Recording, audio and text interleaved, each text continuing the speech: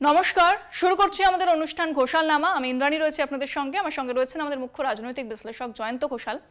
এবার যে খবরের দিকে নজর রাখবো তা হচ্ছে ব্রাজিলকে বেশ কয়েকদিন ধরেই কিন্তু হুঁশিয়ারি দিচ্ছেন ডোনাল্ড ট্রাম্প এবং সেখানেও একটা শুল্ক তিনি বাড়িয়ে দেবেন এবং শুল্ক ধার্য করবেন ব্রাজিলের ওপরে। এছাড়াও বেশ কিছু হুমকি তিনি ব্রাজিলকে দিয়েছেন।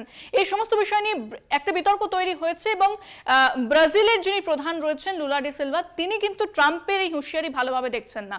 একদিকে ট্রাম্প যেমন বলছেন যে এবার ব্রাজিলের থেকে ফোন পাবো, লুলার থেকে ফোন পাবো, এমনটাই তিনি বলছেন।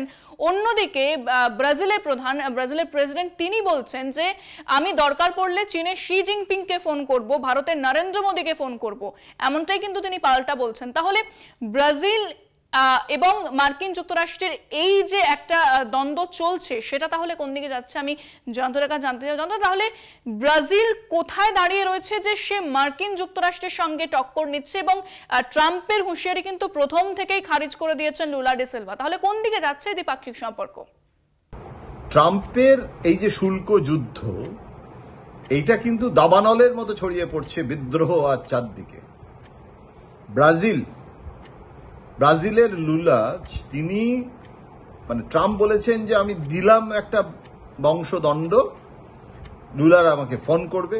প্রচন্ড ইগোইস্টিক ব্যক্তিত্ব, দেখা যায় না না এরকম ভাবে নিজেই নিজের কথা বলছে একটা আমেরিকার মতো রাষ্ট্রের প্রেসিডেন্ট। সেখানে লুলার কিন্তু কি জবাব দিয়েছেন, বলেছেন যে ট্রাম্পকে কেন ফোন করবো, দরকার হলে চীনের রাষ্ট্রনায়ককে ফোন করব, দরকার হলে মোদীকে ফোন করব। তাহলে এটা তো একদিক থেকে দেখাচ্ছে যে আমেরিকা বিরোধী বিভিন্ন দেশের যে জোট বাঁধা, সেটা কিন্তু ক্রমশ এগোচ্ছে, সেটা কিন্তু গোকুলে বাড়িছে। ট্রাম্পকেও বুঝতে হবে যে ট্রাম্পের সেই রাজনৈতিক কূটনৈতিক মানে নিয়ন্ত্রণ, একটা যাকে বলে একদম সাম্রাজ্যবাদী এক্সপ্যানশনিজম, একদম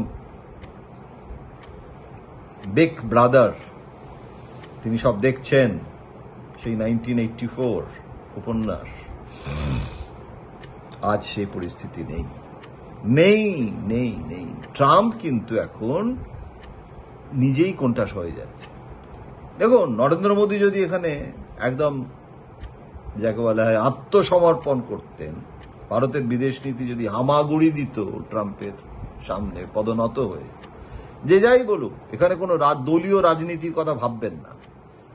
মানে আমি এই ব্যাপারে ভারতের এই অবস্থানটাকে সমর্থন করছি, মানে কিন্তু বিজেপিকে সমর্থন করা নয়। ভারতের বিদেশ নীতিটা মানেই কিন্তু শুধু বিজেপির বিদেশ নীতি নয়, এটা ভারতের বিদেশ নীতি। যে কারণে বিরোধী নেতারাও অপারেশন সিঁদুরের সময় তারা নরেন্দ্র মোদীর মানে প্রস্তাব মেনে নিয়ে বিদেশ সফরে গেলেন, অপারেশন সিঁদুরে পাকিস্তানের যে সন্ত্রাস তার বিরোধিতা করলেন। সুতরাং এটা আমাদের মাথায় রাখতে হবে যে এই পরিস্থিতিটা কিন্তু ব্রাজিলে যেটা হয়েছে সেটা আজ বিদ্রোহ আর চারদিকে। এত বিদ্রোহ কখনো দেখেনি কেউ, সেই বিদ্রোহ কিন্তু আজকে দাবানলের মতো ছড়িয়ে পড়ছে।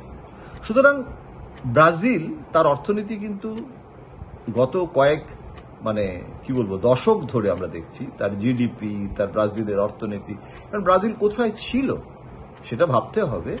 এবং আফ্রিকা মহাদেশে ব্রাজিলের অর্থনীতি, জিডিপি, তার অগ্রগতি, তার আমদানি রপ্তানি, তার প্রাকৃতিক সম্পদ গুলো মানে মনে রাখার মতো, স্মরণ করার মতো। এবং এখন যেটা দাঁড়ালো সেটা হচ্ছে যে নরেন্দ্র মোদী আজকে আত্মসমর্পণ করার প্রয়োজন নেই, কেননা তার পাশে অনেকে এসে দাঁড়িয়েছে। আরে কানাডার মতো দেশ, যেটা আমেরিকার সব থেকে বন্ধু দেশ বলে পরিচিত, তাকেই চটিয়ে দিয়েছে আমেরিকা।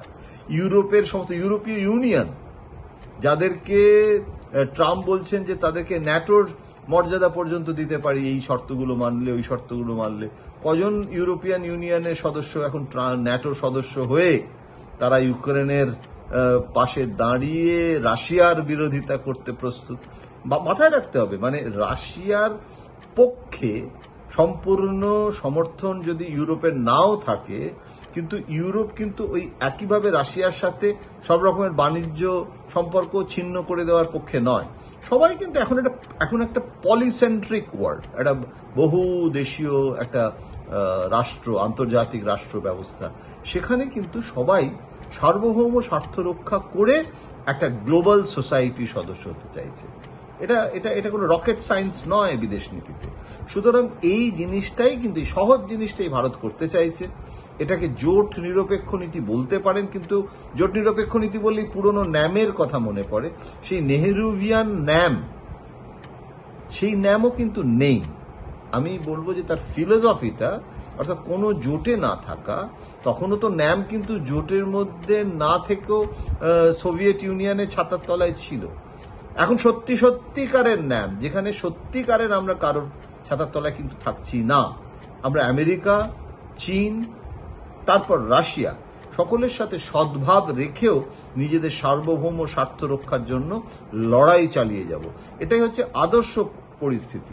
এখন দেখার বিষয়, এই শুল্ক লড়াইয়ে এই যে রোখ এখনো পর্যন্ত ভারত রেখেছে, শেষ রক্ষাটা হবে তো, সেইটাই এখন দেখার। আমরা ভারতবাসী হিসেবে চাইব ভারতের জয় হোক।